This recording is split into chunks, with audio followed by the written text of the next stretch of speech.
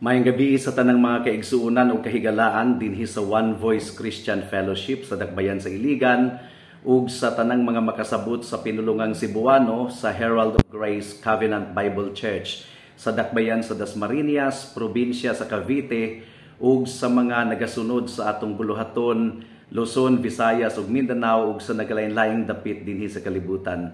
Welcome sa atong panagtigom diha sa mga pagampo apan sa dili pa tuguti nga makapamalandong kita sa hamubo nga pamaagi sa pulong sa Ginoo.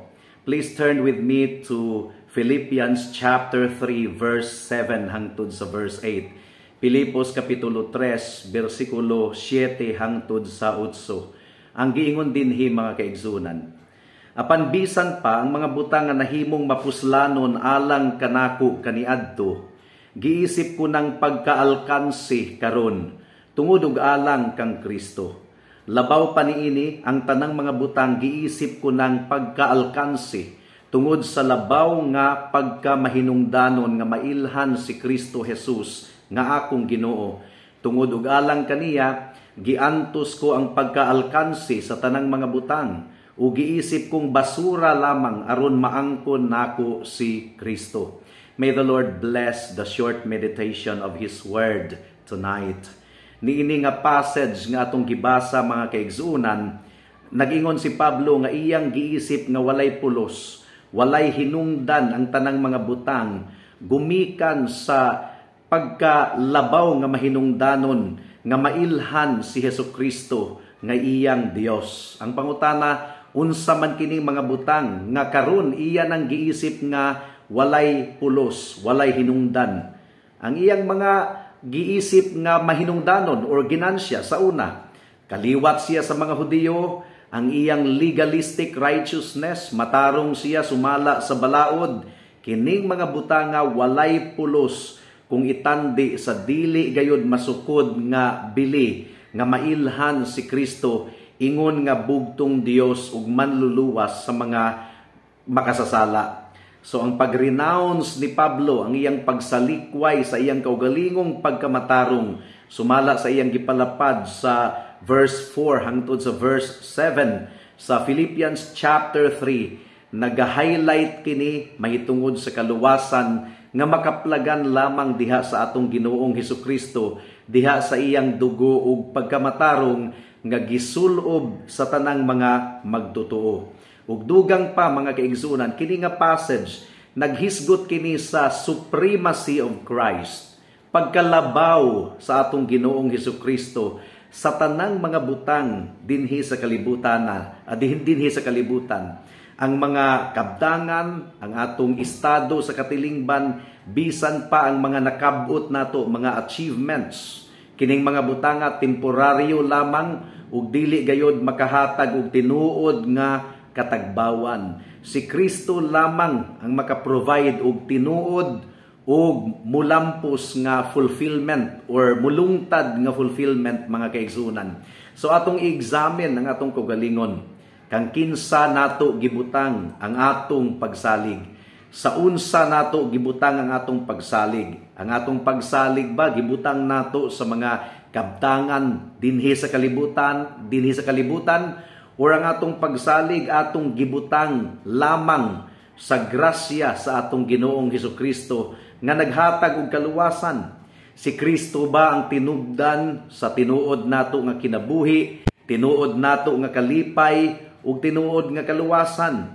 Ang ubang mga butang kung itandi nato sa relationship with Christ, ang ubang mga butang andam ba nga mahanaw or mapapas tungod og alang sa atong Ginoong Hesukristo? Si Kristo ba ang imong gisaligan? Siya ba ang gihisgutan kanunay sa buluhaton sa imong ministry? Si Kristo ba ang kalipay sa imong kasing-kasing? Nasayod kita nga daghan pa kayong mga butang mahitungod sa atong Ginoong Hesukristo nga wala nato masayri ang pagkaila nato sa atong Ginoong Hesukristo karon.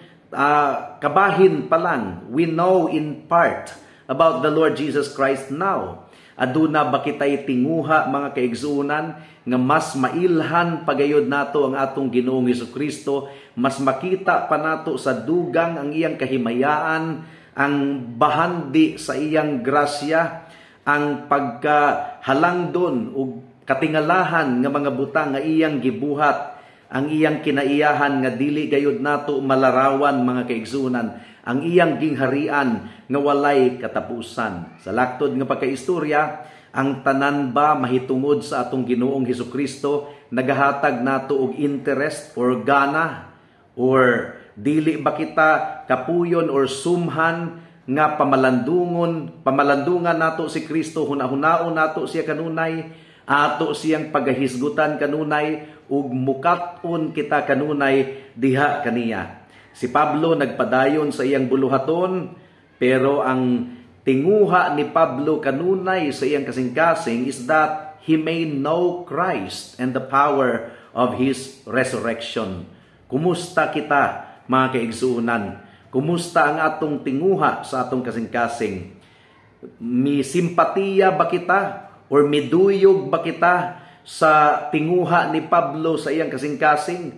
Mao ba kini ang atong pangandoy sa matag adlaw, ang mainito nato nga tinguha nga mas mailhan nato ang atong Ginoong Hesukristo?